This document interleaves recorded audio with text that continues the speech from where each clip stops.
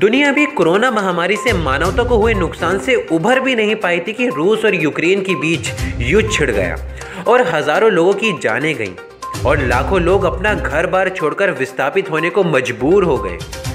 दूसरी तरफ ईरान और इजराइल के बीच भी जंग के आसार गहरा रहे हैं। ऐसे में दुनिया को ज़रूरत है अमन और जगबंदी की। इसी प्रयास को लेकर दक्षिण कोरियाई संस्था HWPL, जो कि उनमें देशों में अमन कायम करने के लिए कार्यरत है और संयुक्त राष्ट्र की अमन कायम करने के विषय पर सलाहकार भी है। दक्षिण कोरियाई इस अंतर्राष्ट्रीय संस्था ने भारत में अमन का पैगाम पहुंचाने और युद्ध रोके जाने के अपने कार्यक्रम को चलाने में भारत की संस्था World Organization of Religion and Knowledge यानी वर्क से समझौता किया है। आज इसी पर साइन करने के लिए दक्षिण कोरियाई टीम रामपुर पहुंची और यहाँ उपस्थित लोगों ने पीस मॉन्यूमेंट पर हस्ताक्षर कर अमन कायम करने के लिए प्रयास करने की शपथ ली। Cannot be consoled with anything but the cessation of hostilities and peace. As an international peace NGO listed in UN ECOSOC and UNDHC, HWPL joins the UN and the international community in voicing condemnation actions. Okay, लेकिन मेरा speech में English दे दूँगी. Alright. This is the statement made by HWPL. Statement by Heavenly Culture, World Peace Restoration of Light regarding Russia and Ukraine. Russia's current attack on Ukraine steers disturbance and tension globally and threatens a peaceful future which all of humanity must build for future generations. Military aggression against a sovereign state cannot be a solution. So we are actually very much aware about the ongoing war taking place in Russia and Ukraine. And as soon as I entered, somebody asked me, do you think that there is a situation of third world war? So when it comes to NGO, like international NGO, so उसमें हमारा politically involvement नहीं होता है सबसे पहले.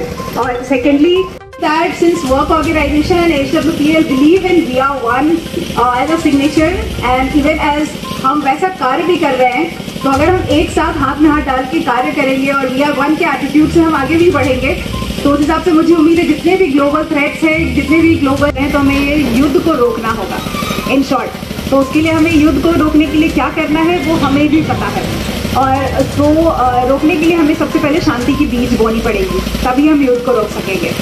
तो हम आगे बढ़ते हैं और मैं आपको ये दिखाना चाहूँगी जो अभी हमारा उधर साइनिंग सेरेमनी होगा, उसमें हम deals with current global issues of conflict that have been intensifying through war. So now all the international organizations as well as government organizations from over more than 193 countries declared their support for DPCW. Program है, इसमें जो है delegation आया है उत्तर Korea, वो दक्षिण Korea से, तो क्या उनका मोटिव है और यहाँ पर किस सिलसिले में? यहाँ पे जो मोटिव है, आज का जो मोटिव था ये MOU साइनिंग सेरेमनी था और पीस मॉन्यूमेंट अनवेल के लिए। तो पीस मॉन्यूमेंट अनवेल आप उधर भी देख सकते हैं। तो आज का जो मेन मुद्दा है, यहाँ पे हम जो एक साथ इकट्ठा हुए हैं कि वर्ल्ड के साथ हम पिछले 5 से 6 साल से कार्य कर रहे हैं शांति के लिए, और हमारा गोल भी सेम है और कंपैशन विदाउट बाउंड्रीज नहीं होनी चाहिए, वैसे करके हम कार्य कर रहे हैं, transcending boundaries, ethnicity and religion. So we are really working hard together for being one, and even as our chairman says, we have to leave a lasting legacy for even the upcoming generations. So I believe कि हम यहाँ पे जितने भी सारे लोग इकट्ठे हुए हैं और इस कैंपेन के लिए भी यहाँ पे जो लोग सपोर्ट कर रहे हैं, तो मुझे उम्मीद है कि इसके कारण कुछ ना कुछ देश में अच्छा प्रभाव पड़ेगा और ये जितने भी वॉर्स हो रहे हैं इस पे भी रोक लग सकती है। धन्यवाद। तो कहाँ से आएंगी ये, मतलब कितनी लेडीज हैं जो यहाँ पे मिस इल्ना किम वो बस कोरिया से हैं, बाकी सारे यहाँ पे भारत से हैं, और भारत में भी हमारे मिस स्वाति कहाँ गई, उधर ही है सर को उनका नाम बहुत पसंद है तो वो नागालैंड से हूँ और मैं दिल्ली से हूँ। देशों में कार्यरत इस अंतर्राष्ट्रीय संस्था का उद्देश्य संयुक्त राष्ट्र पर दबाव बनाकर एक ऐसा कानून बनाने का प्रयास करना है जिसमें अमन कायम किया जाए और हर कीमत पर जंगें रोकी जा सकें।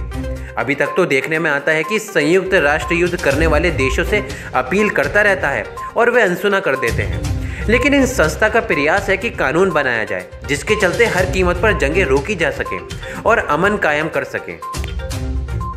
आज जो ये कार्यक्रम है, ये प्रोग्राम है, ये क्या है पूरा, इसके बारे में जानना चाहेंगे। 14 तारीख को 14 मार्च को HWPL जो कोरिया बेस्ड ऑर्गेनाइजेशन है, जिसके 193 मुल्कों में जिनकी मौजूदगी है, जिनको यूनाइटेड नेशंस ने पीस के लिए, अमन के लिए इनको अपना एडवाइज़र भी ऐलान किया है।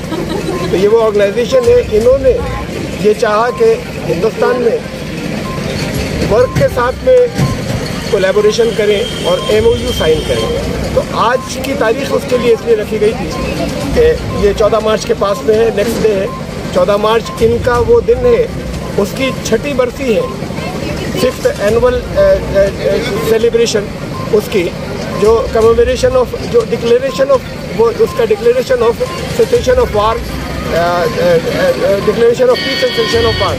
कि दुनिया में इनका मेन मोटो ये है कि दुनिया में जंगें रुक जानी चाहिए और अमन फिर कायम होगा, और जंग इसको यूनाइटेड नेशन लीगल फॉर्म दे दे, कानूनी, खाली ऐसा इदारा नहीं रह जाए कि कहते रहते रेजोल्यूशन पास कर दिया, तो फिर उनकी ये कानूनी तौर पर सब लोग इसके पाबंद हो जाएं सारे मुल्क कि अब जंग वो नहीं हो।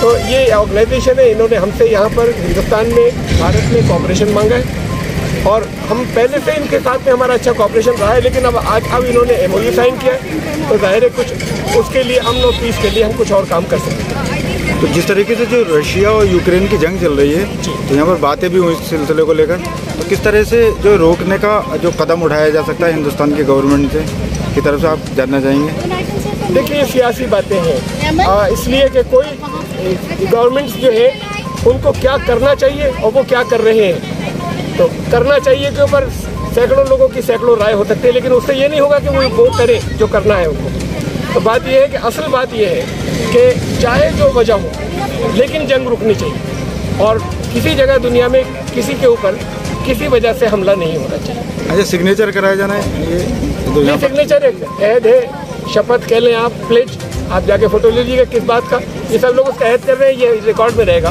कि हम सब लोगों ने इसका अमन को कायम रखने का अहद किया है।